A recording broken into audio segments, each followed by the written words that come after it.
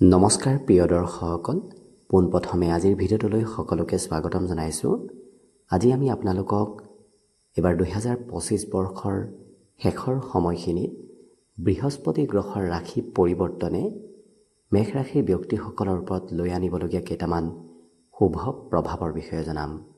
কি কি শুভ পৰিৱৰ্তন এবাৰ 2025 বৰ্ষৰ অন্তিম সময়খিনিত আপুনি দেখিবলৈ পাব, কাৰণ বৃহস্পতি গ্ৰহ আপোনাৰ বাবে এই 2025 বৰ্ষৰ শেষৰ সময়খিনিত এক শুভ অৱস্থালৈ যাব। গতিকে আজি সেই বিষয়ে এই ভিডিঅ'ত আপোনালোকে জানিব পাৰিব। অৱশ্যে ভিডিঅ'টো আৰম্ভ কৰাৰ পূৰ্বে আপোনালোকলৈ এটা বিশেষ অনুৰোধ যে ভিডিঅ'টোত এটা লাইক কৰিব, আৰু যদি প্ৰথমবাৰৰ বাবে এই চেনেলটোলৈ আহিছে তেতিয়াহ'লে চেনেলটো ছাবস্ক্ৰাইব কৰি কমেণ্ট বক্সত জয় শ্ৰীকৃষ্ণ লিখিবলৈ একেবাৰে নাপাহৰিব। এইবাৰ বৃহস্পতি গ্ৰহ যিহেতু এই 2025 বৰ্ষৰ শেষৰ সময়খিনিত অৰ্থাৎ অক্টোবৰ মাহৰ পৰা সেইফালে ডিচেম্বৰ মাহলৈকে কেইবাটাও পৰিৱৰ্তন হৈ থাকিব। কাৰণ প্ৰথমতে 4 অক্টোবৰত কৰ্কট ৰাশিত অতিচাৰী হিচাপত প্ৰৱেশ কৰিব। তাৰপিছত 9 নৱেম্বৰত বক্ৰী অৱস্থাত কৰ্কট ৰাশিত থাকিব। তাৰপিছত 16 ডিচেম্বৰত পুনৰ মিথুন ৰাশিত বক্ৰী অৱস্থাত প্ৰৱেশ কৰিব। গতিকে এই বক্ৰী অৱস্থাত গ্ৰহসমূহ যেতিয়াই যায় তেতিয়াই ৰাশিসমূহক এক পুনৰ গ্ৰহসমূহে সুযোগ সুবিধা দিয়ে। কাৰণ পূৰ্বতে কৰি অহা কিবা বিভিন্ন ধৰণৰ কামৰ সুযোগ সুবিধাও এই বক্ৰী গ্ৰহই ৰাশিসমূহক দিয়ে। গতিকে আপোনাৰ বাবেও পুনৰ সুযোগ সুবিধাবোৰ আহি পৰিব।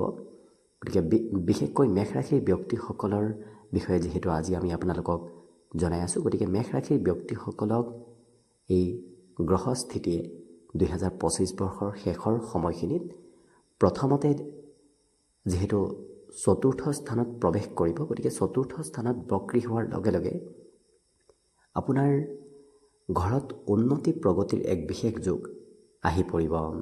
যিহেতু উচ্চ অৱস্থাত বৃহস্পতি গ্ৰহ চতুৰ্থত থাকিব, যাৰ বাবে আপোনাৰ বন্ধু বান্ধৱৰ সৈতে মিত্ৰতা বাঢ়িব। বিভিন্ন বন্ধুৰ সৈতে আপুনি যোগাযোগত আহি অহাৰ সুবিধা লাভ কৰিব। কাৰণ বৃহস্পতি গ্ৰহ বক্ৰী অৱস্থাত বন্ধু স্থানত প্ৰৱেশ কৰাৰ লগে লগে আপোনাৰ নতুন নতুন বন্ধুৰ আগমন হ'ব।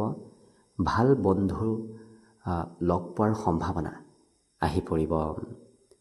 লগতে দ্বাদশপতি হৈ চতুৰ্থত যিহেতু থাকিব, গতিকে আপোনাৰ ভ্ৰমণ যাত্ৰা বন্ধুৰ সৈতে অকণমান বেছি হ'ব। গতিকে যিমান পাৰে আপুনি বন্ধুৰ সৈতে যাত্ৰা কৰিলে অৱশ্যে আপোনাৰ নিশ্চয় লাভ হ'ব। কাৰণ যাত্ৰা ভ্ৰমণে আপোনাক কিছু লাভ দিব। আপোনাৰ ঘৰুৱা ক্ষেত্ৰতো যাত্ৰা ভ্ৰমণে লাভ দিয়া দেখা যাব। লগতে যিহেতু ভাগ্যস্থানৰ অধিপতি আপোনাৰ বাবে বৃহস্পতি, গতিকে আপোনাৰ ভাগ্যটো এক পৰিৱৰ্তন আহিব। আপোনাৰ ভাগ্যৰে ঘৰত উন্নতি প্ৰগতিৰ এক বিশেষ যোগো দেখা পোৱা গৈছে। গতিকে ডিচেম্বৰৰ 16 তাৰিখলৈকে বৃহস্পতি গ্ৰহৰ শুভ প্ৰভাৱ আপোনাৰ ওপৰত যিহেতু সম্পূৰ্ণভাৱে থাকিব, যাৰ বাবে আপোনাৰ ঘৰত উন্নতি প্ৰগতি আপোনাৰ ভাগ্যৰে হোৱা দেখা যাব। মাতৃৰ সৈতে সম্পৰ্কত মধুৰতা আহিব। আপোনাৰ ভাগ্যৰে গুৰু বৃহস্পতিয়ে মাতৃৰ স্বাস্থ্য পাতিটো উন্নতি কৰাই দিয়া দেখা যাব। লগতে কৰ্মস্থানত যিহেতু বৃহস্পতিৰ পূৰ্ণ দৃষ্টি পৰিব, যাৰ বাবে এতিয়াৰ পৰা বৰ্তমান সময়ৰ পৰা সম্পূৰ্ণ ডিচেম্বৰ মাহৰ 16 তাৰিখলৈকে কৰ্মত উন্নতি প্ৰগতিৰ এক বিশেষ যোগ আহি পৰিব। গতিকে আপুনি কৰ্মত যদি গুৰুত্ব দিয়ে তেতিয়া দেখিব আপোনাৰ কৰ্মত গুৰু বৃহস্পতিয়ে সম্পূৰ্ণভাৱে আপোনাক সহায় কৰিব। আৰু যিহেতু উচ্চ অৱস্থাতো বৃহস্পতি গ্ৰহ এইকেইটা দিন থাকিব, যাৰ বাবে আপোনাৰ জীৱনত কৰ্মত উন্নতি প্ৰগতিৰ নতুন নতুন পথ আপুনি বিচাৰি পাব। লগতে অকণমান খৰচৰ মাত্ৰা থাকিব পাৰে। আপোনাৰ পিতৃৰ নামতো খৰচ হয়তো হ'ব পাৰে। যদি আপোনাৰ পিতৃ অকণমান বয়সস্থ তেতিয়াহ'লে পিতৃৰ নামত খৰচৰ মাত্ৰা কিছু আহি পৰিব।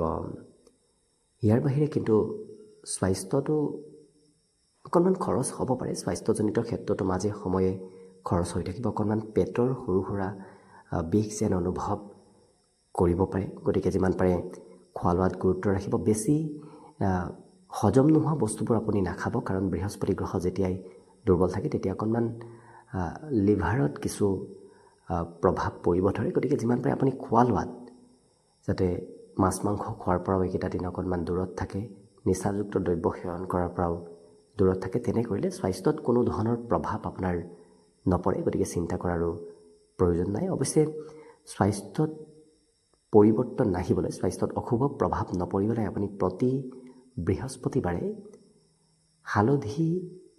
হালধিৰে আপুনি স্নান কৰাৰ চেষ্টা কৰক। দেখিব আপোনাৰ স্বাস্থ্যজনিত সকলো পীড়া আপোনাৰ নোহোৱা হৈ পৰিব।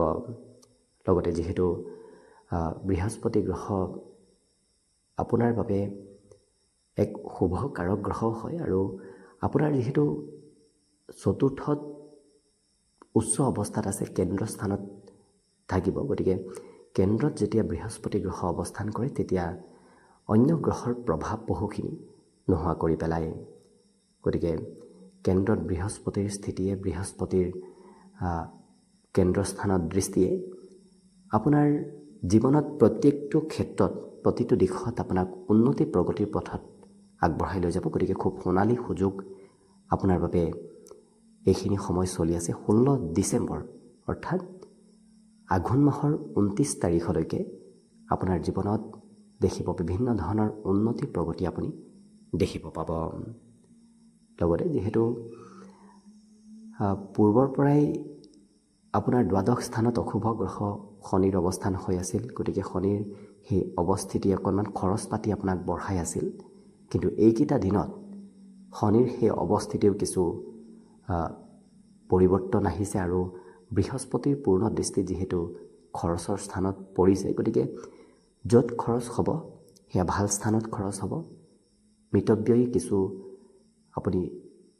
আপোনাক গ্ৰহই কৰাই তুলিব, কাৰণ বৃহস্পতিয়ে য'ত খৰচ কৰে সেয়া সৎ পথত খৰচ কৰাব। অশুভ ক্ষেত্ৰত কেতিয়াও খৰচ নকৰাই, য'ত হ'বলগীয়া আছে ততেই খৰচ হ'ব। কাৰণ শনিয়ে যিহেতু পূৰ্বৰ পৰা আপোনাক অকণমান কৰিব নলগীয়া ঠাইতো খৰচ কৰাই আছিল, কিন্তু এতিয়া যিহেতু বৃহস্পতিৰ দৃষ্টি আপোনাৰ সেই খৰচৰ স্থানত পৰিছে, গতিকে ভাল স্থানত আপোনাৰ এতিয়াৰ পৰা খৰচ পাতি হ'বলৈ ধৰিব। গতিকে বৰ বিশেষ চিন্তা কৰাৰ কোনো প্ৰয়োজন নাই, যিহেতু এইখিনি সময় আপোনাৰ বাবে অতি শুভ সময়। অকণমান বৃহস্পতিক আপুনি যিমান পাৰে আৰাধনা কৰাৰ চেষ্টা কৰক, যাতে এই গ্ৰহস্থিতি, এই সময়খিনি আপোনাৰ বাবে আৰু অকণমান শুভ হৈ পৰক, আৰু অকণমান আপুনি বৃহস্পতি গ্ৰহৰ শুভ ফল লাভ কৰক, তাৰেই কামনা কৰিছোঁ আমি। আৰু আজিৰ বাবে ভিডিঅ'টো ইমানতে সামৰণি মাৰিছোঁ।